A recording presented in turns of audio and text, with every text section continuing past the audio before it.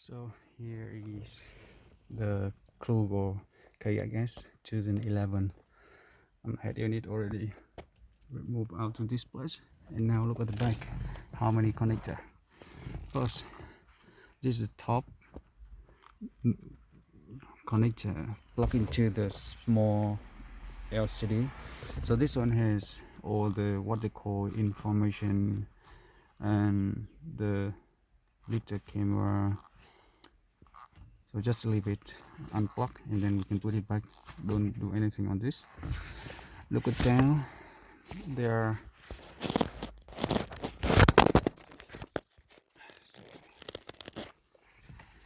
one, two, three other connector over there, which is 1, 2, and 3.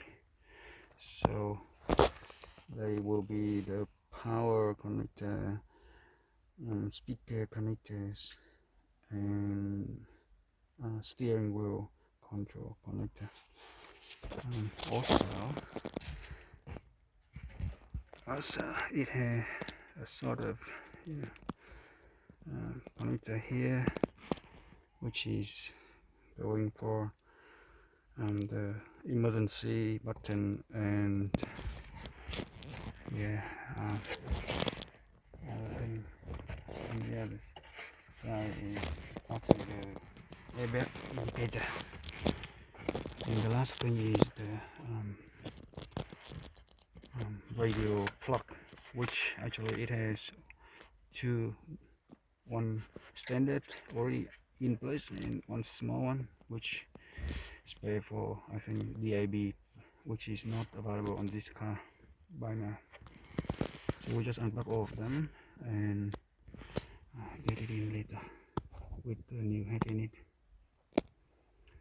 Remember, what we should use for the new one will be only 3 plugs here, which is the speaker, power and speaker, and this one is steering wheel control, or plug into our system, and the radio plug here is simply plugged into the back of our system too. So everything at the back end of this Kluger KXS 2011, or can apply for the whole range from 2007 to 2013. Yes, early 2013. They're all the same. So it will be plug and play for power and 4 speaker, and another 4 speaker, and steering wheel control.